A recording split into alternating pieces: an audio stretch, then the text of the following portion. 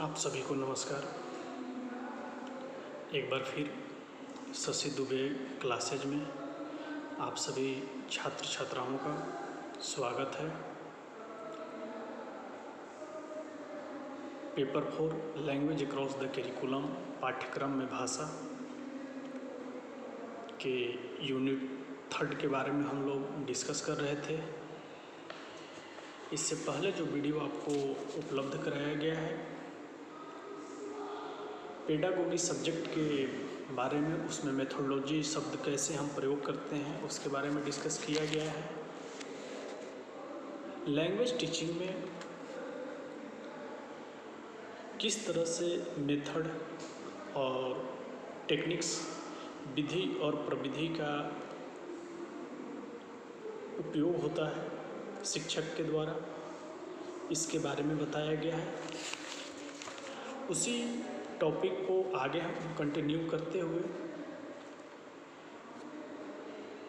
सबसे पहले teaching process में टीचर, स्टूडेंट्स और इंफ्रास्ट्रक्चर की बातें कर रहे थे। चूँकि आप जानते हैं टीचिंग प्रोसेस एक काफ़ी कॉम्प्लिकेटेड सब्जेक्ट होता है। मतलब कहने का मतलब कि आप जितना आसान शिक्षण प्रक्रिया को, टीचिंग प्रोसेस को समझते हैं, टीचिंग प्रोसेस काफ़ी जटिल है। अगर कि शिक्षक क्लास में जाने से पहले या क्लास में जाने के पूर्व शिक्षक योजना बनाता है। अब योजना का मतलब समझिएगा प्लान। आप क्लास में जा रहे हैं, उस क्लास में जाने के पूर्व शिक्षक किस तरह से अपना योजना बना रहा है कि वह कक्षा में अच्छे से अच्छे प्रकार से अपने विधि एवं प्रविधि के माध्यम से वह क्लास ले सके, क्लास को ले सके। आप शिक्षक के रूप में आप प्लान तैयार करते हैं। अब यहाँ से थोड़ा सा प्लान को भी आप समझ लीजिएगा। सिलेबस के रूप में टीचर को ईयरली प्लान मिल जाता है। सिलेबस के अकॉर्डिंग टीचर को ईयरली प्लान मिल जाता है।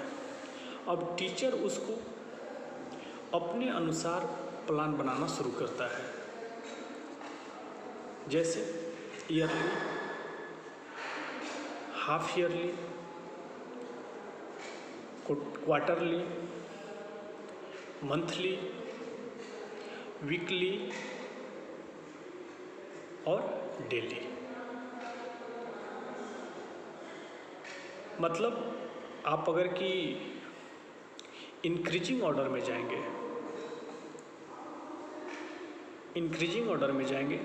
तो daily, weekly, monthly, quarterly, half yearly, yearly.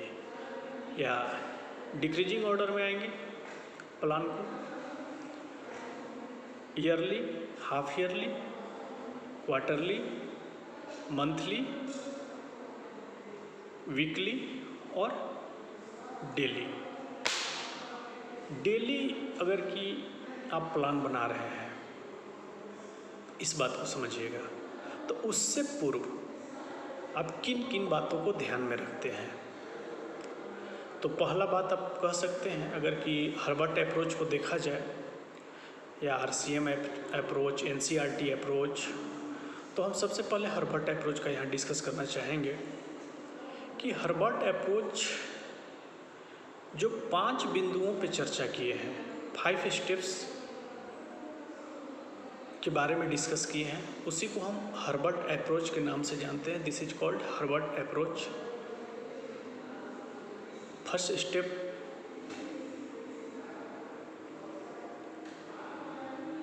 प्रस्तावना, इंट्रोडक्शन। फर्स्ट स्टेप है इंट्रोडक्शन। सेकेंड स्टेप जनरलाइजेशन, सामान्यीकरण।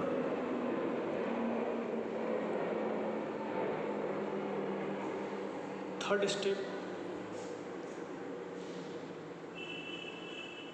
क्लासिफिकेशन, वर्गीकरण। फोर्थ स्टेप मैनेजमेंट, प्रबंधन।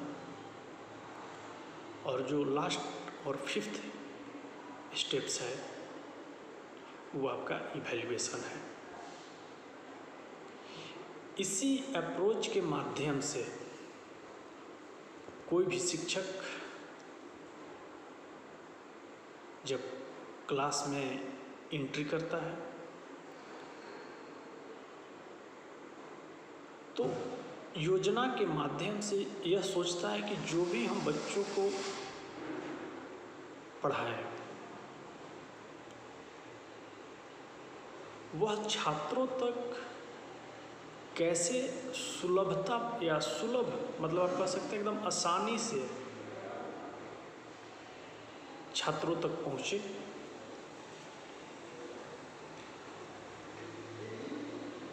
उसी को हम लोग शिक्षण विधि के नाम से जानते हैं।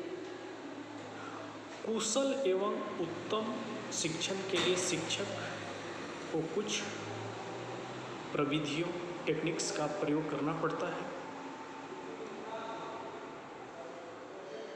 प्रविधियाँ शिक्षण में बहुत उपयोगी होते हैं। इन प्रविधियों का प्रयोग शिक्षण के विधियों के अंतर्गत आता है। विभिन्न प्रविधियाँ विभिन्न अवसरों पर लाई जाती है। वस्तुतः इन सब का अभिप्राय ज्ञान अर्जन को प्रभावशाली, सरल एवं रोचक बनाना है। अब जैसे टीचिंग प्रोसेस, शिक्षण प्रक्रिया,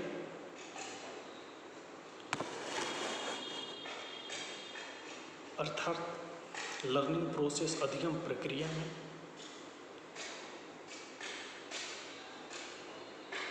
सबसे अगर कि कुछ महत्वपूर्ण है,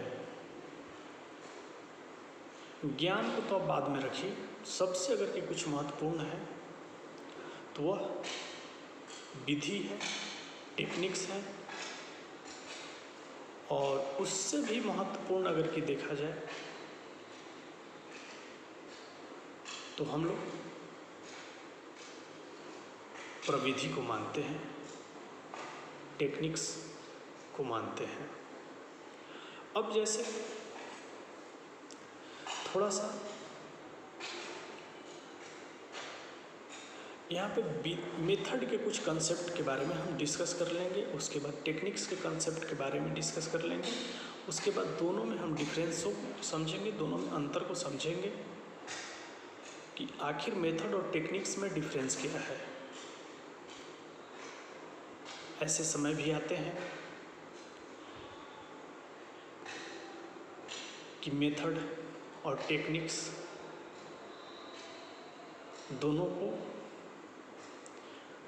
हम सभी एक ही समझ बैठते हैं, लेकिन इनमें काफ़ी डिफरेंसेज है। अब जैसे हमने मेथोडोलॉजी में आपको 3 ग्रुप में 3 वर्ग में बांटा।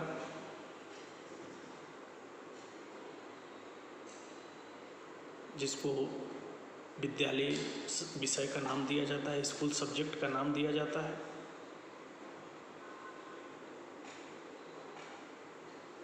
इसमें साइंस, एसएसटी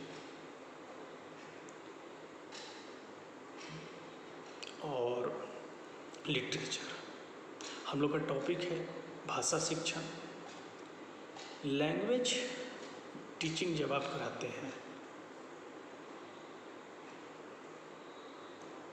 तो किन किन मेथडों या विधियों का प्रयोग करते हैं?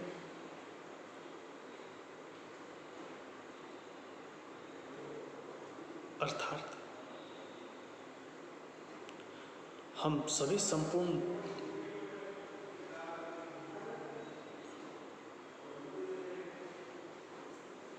बहुत बहुत धन्यवाद। इस वीडियो में इतना